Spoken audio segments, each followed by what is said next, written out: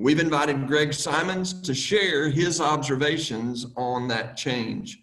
Greg is general manager and co-owner of Wildlife Systems Incorporated and Wildlife Consultants LLC.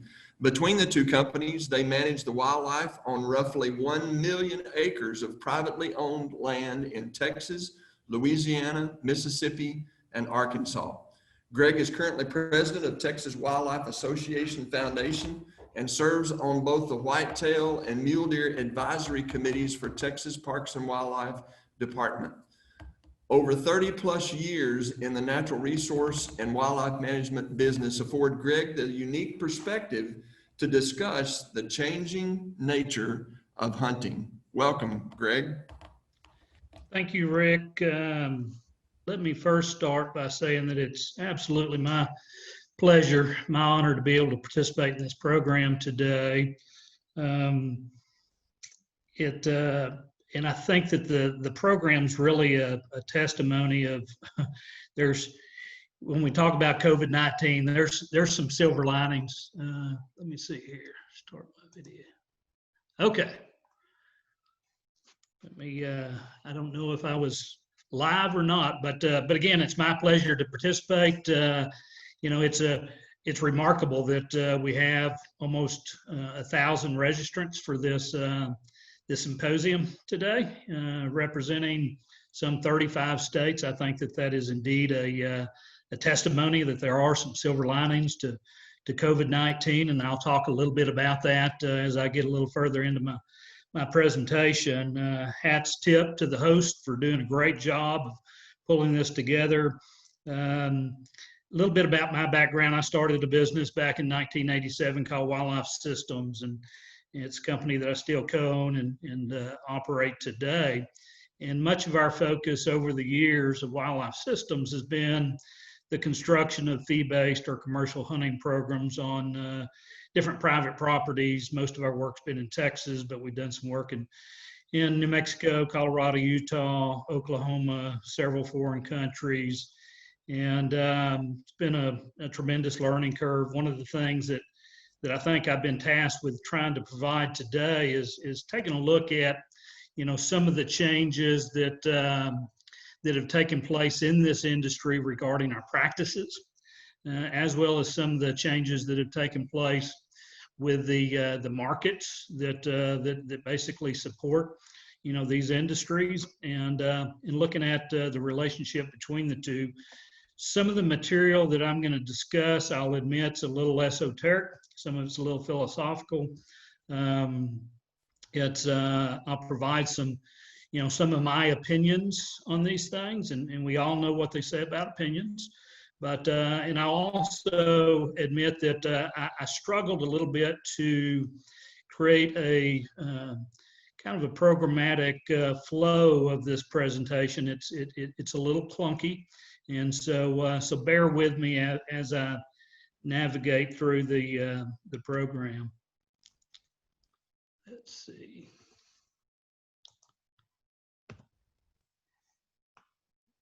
Okay.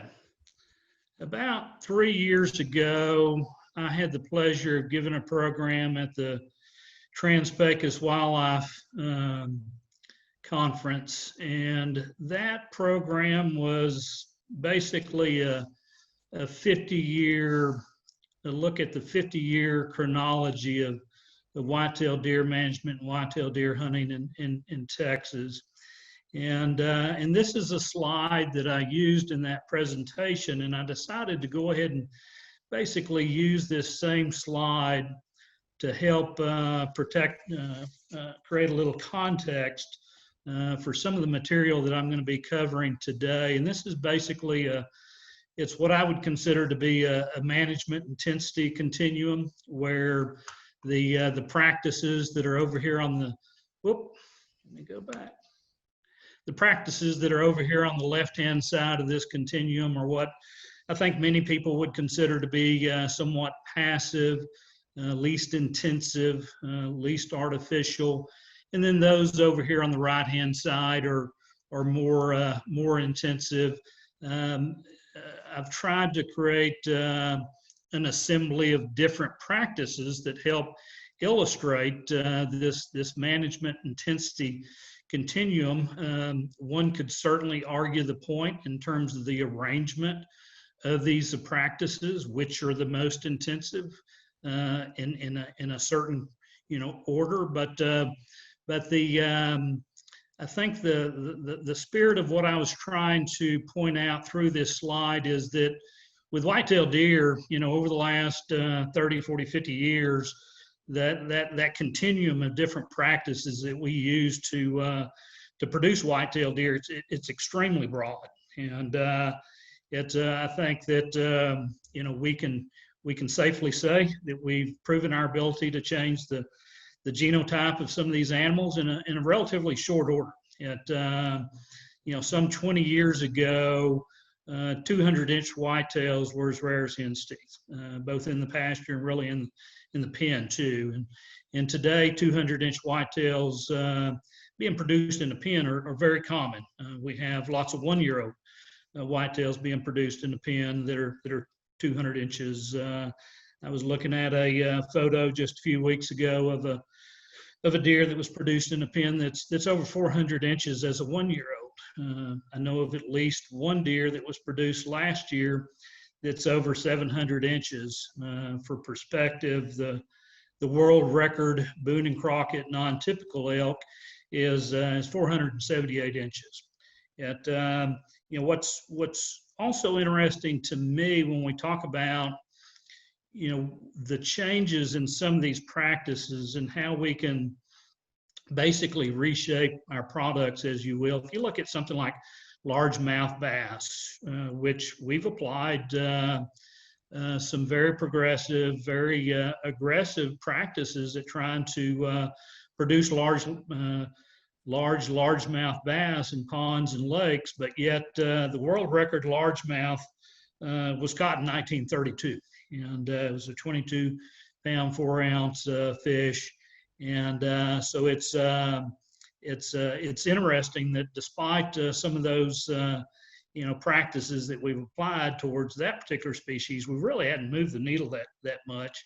I could make an argument that there is no other wildlife species on this planet that is managed under the intensity and at the scale of whitetail deer. And I think it does beg the question of how do these practices interact with our markets, and how do our markets basically fuel these practices. Also begs the question of, as we move down this continuum, are there points of diminishing returns in terms of the long-term and sustainable values of whitetail deer and whitetail deer hunting? Aldo Leopold back in the 30s was quoted as saying that the recreational value of a head of game is inverse to the artificiality of its origin. And I think that observation that was made some 80 years ago is perhaps even more contemporary today than what it was back then. We could spend an entire semester talking about our tools, technologies, our crude knowledge, and how that interacts with these markets. They definitely interact. It would, one of the questions is, do our tools and technologies and knowledge, do they shape the markets, or do these markets shape these tools and technologies? And really, it's not a chicken and egg matter. As my good friend, Dr. Bill Eichenhorst would say, it's more like the Krebs cycle. As they interact, there's a series of reactions. Or as my good friend Dale Rollins might say, it's more like wildlife physics. For every action, there are many reactions, some that are apparent and some not so. But I think as wildlife professionals and as conservationists and concerned users of this resource, it makes sense for us to get more familiar and understand how these things interact. This is a pretty similar slide talking about values and how these values interact with with our goals and our decisions. And we very much live in a value-driven society where our values typically dictate, as consumers, they dictate, what we spend our money on and why we spend our money on those things. And the same thing could be said for us as producers. A lot of time these values are what we decide to do in terms of implementation of different practices of trying to reach whatever goals we may be setting forth for our efforts. These value sets, again, I think that our hunting community would be well served to understand these value sets a bit better. Economic values, the financial values are sometimes the more obvious, especially if we're talking about fee-based hunting programs, trying to structure our hunting operations in a fashion that hopefully yields a profit at the end of the day. We have a lot of new landowners these days that have purchased ranch land, farmland in Texas and elsewhere that are often buying these properties for their own recreational pleasure. And certainly those landowners are often going to shape their practices maybe quite differently than someone that was trying to scratch out a profit, off of those operations. Ecologic values. Yet we're getting into something that's a bit more complex here, a bit more esoteric, but I do think that there's a tendency for us to sometimes use a pretty broad brush on trying to make recommendations or try to chart pathways for good ecological outcomes in the use of a particular property. And but these values often interact. Good ecological outcomes on different private lands are often dependent on healthy economies. Someone has to write the check a lot of time for the different practices that are required to create some good ecological outcomes. So understanding those relationships and how these values intersect and interact. Social values, it's big these days. We live in a time where these social paradigms change quickly. We've seen it firsthand this year with COVID-19, but how peer pressures can shape how people shop, what they spend their money on, and the reasons behind that. Human health. Again, COVID-19 has brought clarity to how human health dictates some of our decision making and what we do on a day-to-day basis. I talked to a hunter this morning that's a new hunter.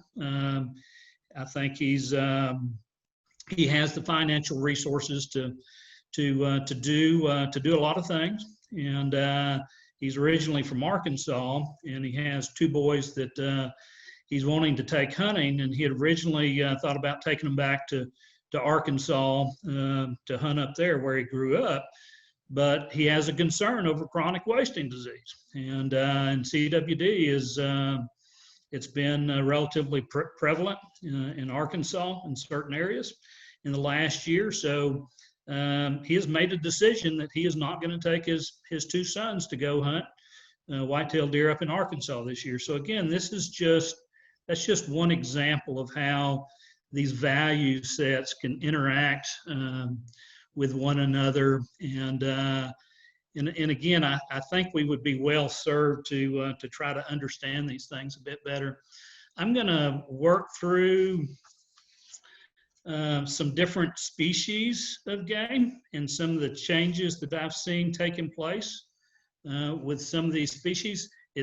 This list of game species is not that comprehensive, but I think I have enough species that I'm going to address real quickly that it helps illustrate some points. You know, whitetail deer is the biggie. It's been our country's most economically important wildlife species for over 100 years. There is no close second. If you really distill it down, as I pointed out earlier, I can make an argument that it's likely the most intensively managed wildlife species on the planet, and that's also considering some of our imperiled charismatic species such as giant pandas and Bengal tigers, black rhinos, which I think is quite an interesting matter in itself. It's my opinion that out of all the North American big game animals, that it is perhaps the only one that has some diminishing markets right now, and in terms of the guided hunts that are associated with that game animal. You know, some of my colleagues and competitors that have gotten into the business over the last 10 years or so would have a difficult time kind of rationalizing some of this, but it's unless you've been in the industry and seen it firsthand for the last 20 or 25 years, it's hard to really fully appreciate how good it was about 20 years ago. The intense appetite that we had in various areas of the country, hunters that were, you know, planning on going on their guided whitetail hunts every year, and it was often you know, groups of buddies, and some of these groups were pretty big groups, you know, 6 to 10 hunters. In some ways, it's a little bit of a shell of a market of what it once was back in 2008, 2007. During that time period, we were doing roughly 250 guided whitetail hunts a year, and it's a little bit of a struggle for us to do you know, 90 to 100 guided whitetail hunts a year. That market has changed immensely. Whitetail leases, the market for those remains strong, and that's a good thing. You know, we will likely see, I think, maybe a little bit of drop off in that next year because the corporate spending has definitely diminished somewhat in recent months, and I'll talk about that a little bit later in my presentation. The market remains strong for big native whitetail deer, and I don't think it's quite as strong as what it once was, but that market is still very, very good. You know, corporate dollars often favor big pen raised deer, and you know, if someone else is writing the check, the idea of going and shooting a 200, 300, 400 inch deer is pretty appealing to a lot of folks that are being entertained by others that are writing the check. You know, chronic wasting disease, as many of us know, this has become a much more hot topic over the last recent years, and I'll be curious moving forward how CWD might affect some of our whitetail hunting markets. The example that I pointed out earlier, I suspect there's a lot of similar kinds of examples that are out there just like that. You know, are there lessons to be learned with what we have done with whitetail deer in terms of our management practices and how we've changed that product, if you will, that we're offering to the marketplace? You know, again, I think that that those are the kind of things we need to be looking at. Those are the kind of questions we should probably be asking ourselves. Mule deer, you know, it's interesting to me. The market for mule deer hunting has been on a positive trajectory for many years. And you know, in some ways, the heyday for mule deer was in the 60s and early 70s, and since that period of time, mule deer numbers over much of their traditional range out west have been dwindling, and so the basic supply mule deer hunting has dwindled somewhat. And then you also have landowners that have purchased large blocks of mule deer country that have bought it for their own recreational use, their own hunting. So some of that's been taken off the market. So you have this basic supply-demand relationship that favors the producer in this case. Quality mule deer have gotten harder to come by. Some of that is an age factor in some of the areas out west where you have a lot of public lands that are intermingled with some of these private lands. Just the ability to try to produce 5, 6, 7-year-old mule deer bucks has become an ever increasing challenge in some areas. And the mule deer resource, I think, has largely remained what I would consider to be unscathed compared to what we've done with whitetails. And so I think that the character of the property, if you will, that hunters associate with mule deer, as opposed to how some of those hunters associate with whitetails these days. Again, I think it favors a continued or growing appetite for people to want to pursue those animals. Sonora, Mexico is a bit of an outlier in that statement or that mix. There's more and more pen raised operations in Sonora, Mexico that are producing some exceptionally big mule deer. And unfortunately, I don't think there's the kind of disclosure of how those deer are being grown out is what there should be. I think some of that existed earlier on in the whitetail scene with how we produced whitetails, but Sonora, Mexico is a little bit of an outlier of that in terms of that deer resource remaining pretty pristine and pretty unscathed. Again, the market for mule deer hunting remains on a very strong positive trajectory. Bobwhite hunts, we never, in our business, never really targeted this part of our business. I was always just a little too unsettled on the idea that we might build up a clientele for some bobwhite quail hunts and then get into one of those years where we just didn't raise many birds, and the ability for me to be able to stomach that was just a little too unsettling for me personally. But there's definitely a strong market for these wild bird hunts. I was visiting with Justin Trail, a friend of mine that lives up in Albany, a few years ago. That's an avid quail hunter and a great champion and advocate for quail and quail hunting. We were talking about pen raised birds and in those markets, they're strong in some areas, but the kind of the central discussion that we had on pen raised birds that day had to do with, as we go through some of these peaks and valleys with these wild birds, and especially during these times that we're in a trough type condition with poor production and just weak availability of wild birds for these markets, one can't help but worry and wonder, does that quail hunting culture, erode and diminish, when we get into those trough conditions, and when those trough conditions last for perhaps several years, the sustainability of that quail hunting culture, is it greatly compromised?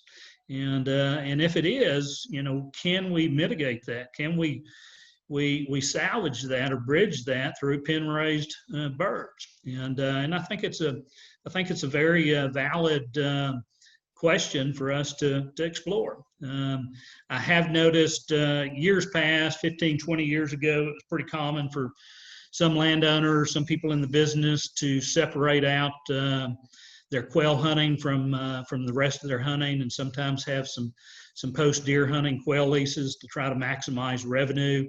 In recent years, I've noticed a lot of those same kind of folks bundling their quail hunting back into to their deer leases or their year-round leases. Turkey hunts, that market continues to remain strong. I don't know that it's quite as strong as what it was about 15 or 20 years ago. We went through a period back when the Grand Slam of turkeys was extremely popular, and there were a lot of turkey hunters over a period of several years that were working on their turkey slam, and I think that really help kind of fluff that market up a little bit, and there's still an extremely good market for these spring turkey hunts. Just don't know if it's quite as strong as it was at one time. As far as the package guided type hunts, it's a bit more of here in Texas, a bit more of a non-resident market. There's certainly exceptions to that, but a lot of folks in the Southeast and East that are going to travel on their turkey hunts around the country each year, and that represents a strong market. Again, I see many landowners, outfitters, others that are bundling their spring turkey hunting in with their year-round leases as a value-added part of that lease. Turkeys are a bit more resilient than quail. I find it interesting that landowners and ranchers that are not turkey hunters sometimes don't understand what their standing crop actually is. They see a lot of turkeys out there, but they don't really recognize that only a percentage of those birds are really marketable, and they're generally going to be those 2-year-old gobblers or older. And so I just find it interesting that there's in some cases a little bit of a disconnect of what that standing crop actually is when it comes to turkeys. Exotics, no doubt this can be a little bit of a polarizing discussion when we start looking at wildlife management, talking about good ecological outcomes for the landscape. I will say this, that the hunting markets for the exotic ungulates here in Texas has been soaring in recent years. As has the live animal sales on these exotics. But for some people, including myself, with wildlife systems, these exotic markets have made a difference for us in being able to maintain our volume level up as our whitetail portion of our business has diminished. We've been able to rely on our exotic part of our business to help maintain our sales volumes. We're selling roughly $750,000 worth of exotic hunts a year, and it exceeds what we're selling on our guided whitetail hunts by a pretty large sum. And 15 years ago, I would have never guessed that would be the case. And but again, I think that some of this does beg the question of, when those landowners are able to generate a significant amount of revenue off their exotic hunting operations, does that put them in a position to where they're able to rechannel or reinvest some of those money into different improvements and practices that benefits a variety of different types of wildlife, game species and non-game. Again, someone has to be the check writer when it comes to these ecological practices that take place on these properties. So once again, as wildlife professionals, I just think we need to be cautious on how broad of a brush we use when we start trying to perhaps appoint our opinions onto our cooperators, our landowners that we're working with, on what's the best route to get to a good ecological outcome. There's often several different pathways to get there. Customer service, I would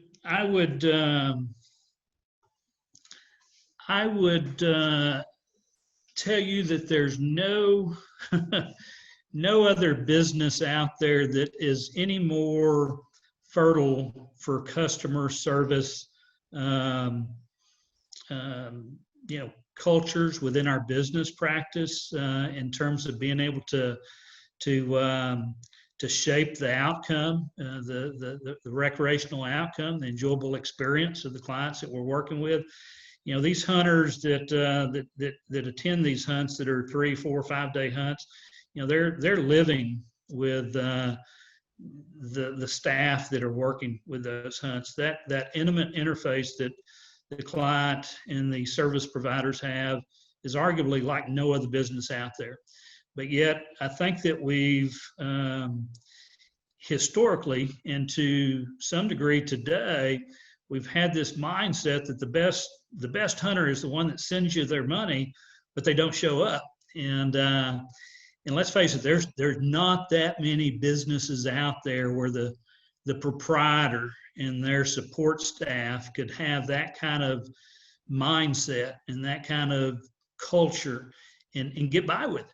But we have, and we've made some strides. I do think that people in the hunting business are seeing that that there are some good recipes for being able to create retention within their clientele by providing a good service. I think the proprietor needs to probably better understand their product most of the time, or in some cases that they really don't understand what their product actually is. And good service on these hunting trips, from start to finish. I think the starting point and the finish point, some people don't truly understand what those endpoints are. And in that starting point, it might be the office admin person that's answering the phone and having a friendly voice and being able to accommodate questions and create a positive experience on the front end to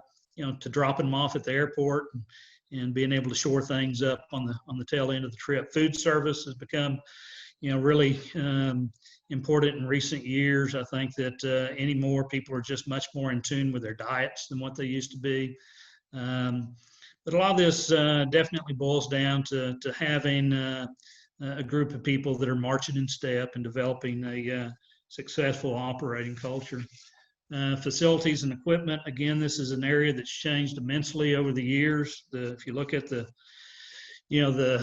scale and the nicety of some of these lodges, blinds, feeders, hunting rigs, it's amazing how palatial some of these facilities are.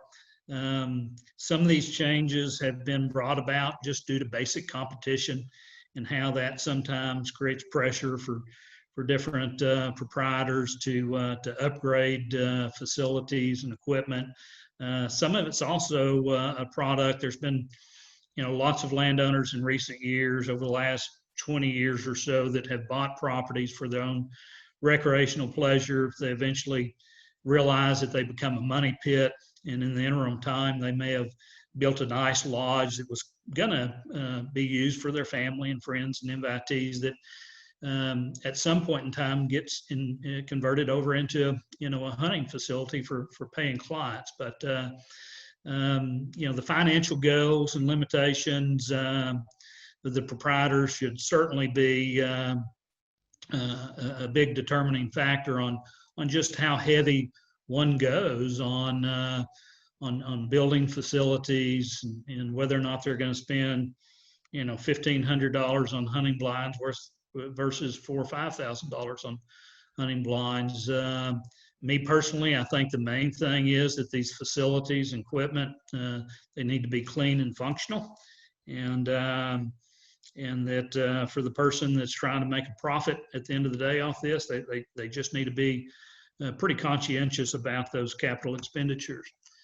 Corporate business, this certainly ebbs and flows depending on how the economy, the broad economy, is doing across the country. Here in Texas, when the oil and gas business is strong, the construction business generally is following behind that. And folks in those industries generally spend a lot of money on entertainment. Tax laws certainly interact with this to some extent. The ability to write off entertainment like we once did as a deduction is not as favorable to the producer or the operators as what it once was. And then there's some industries like the medical industry that have some SEC restrictions on what they can actually do with entertaining folks. Larger scale operations definitely favor a single check writer.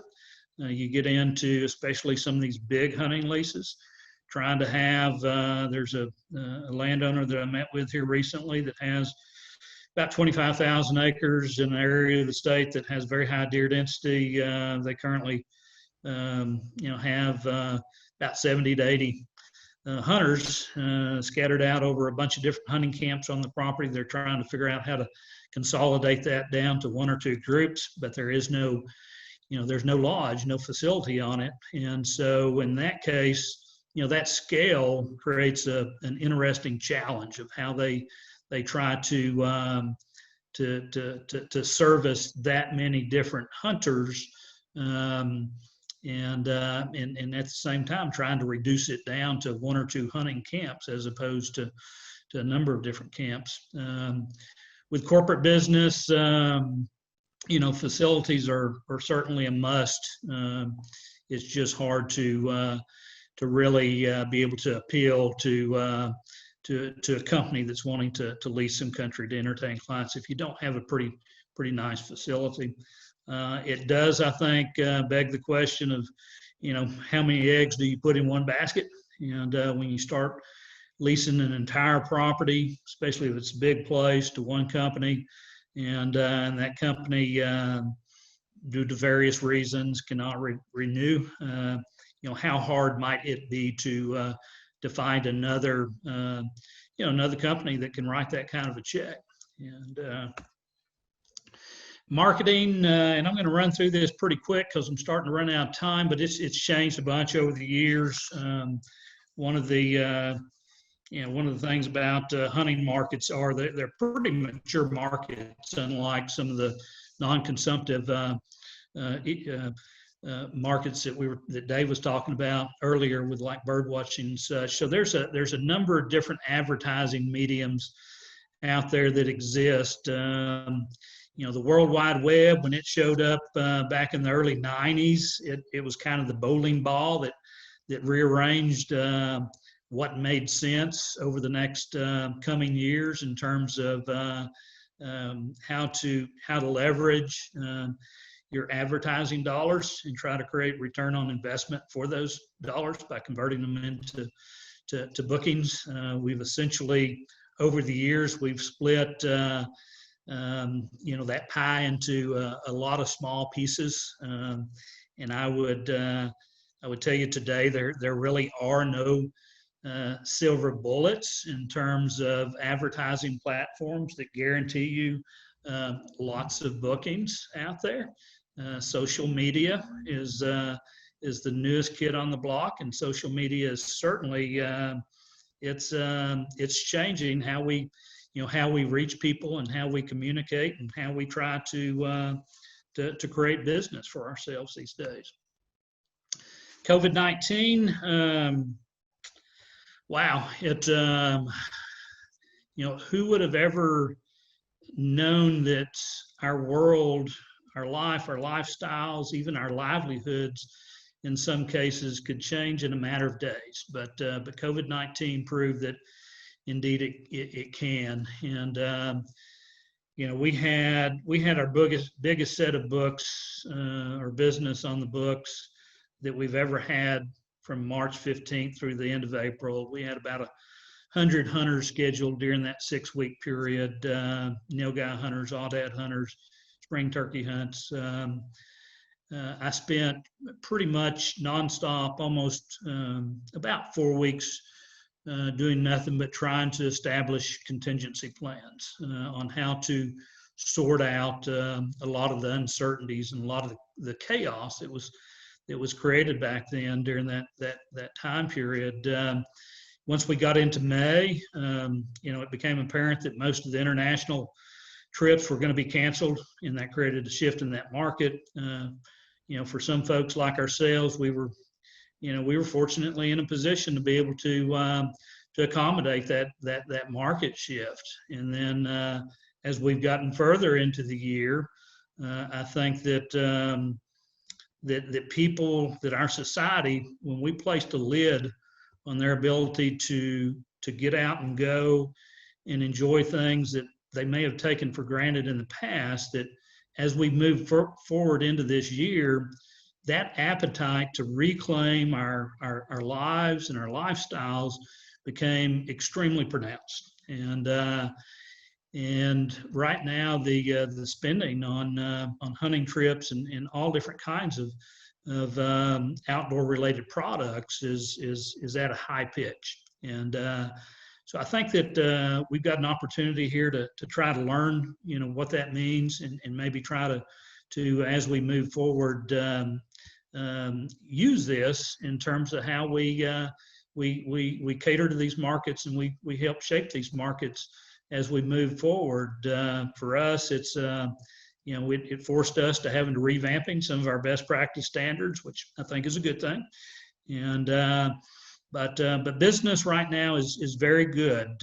Let's just hope that there's not a pronounced trough that follows this spike that we're seeing in spending. And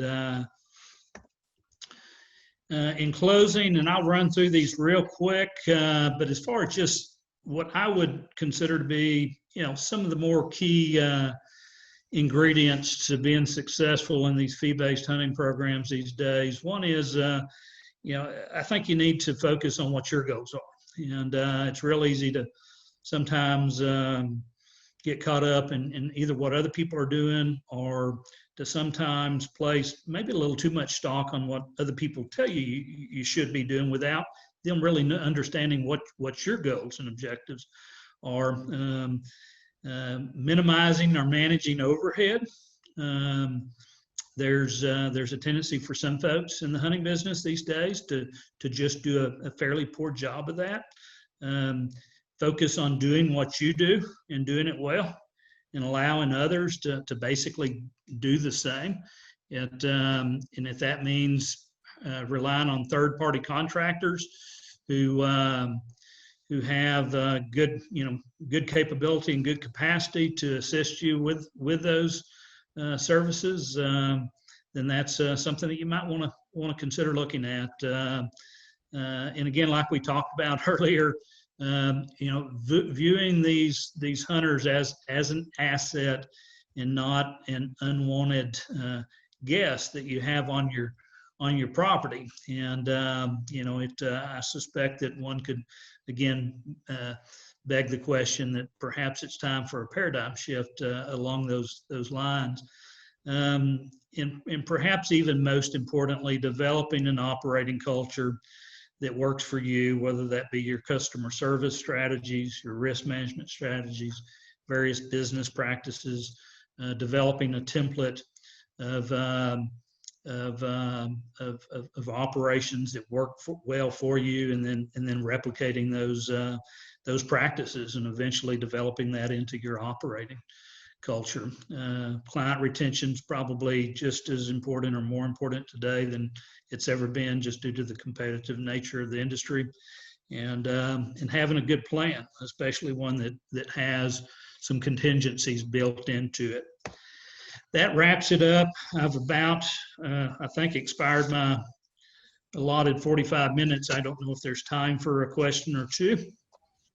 Yeah, Greg, thank you so very much for that thorough look at the changing nature of hunter. We knew you would have a unique and valuable perspective, and you certainly did a great job of sharing that.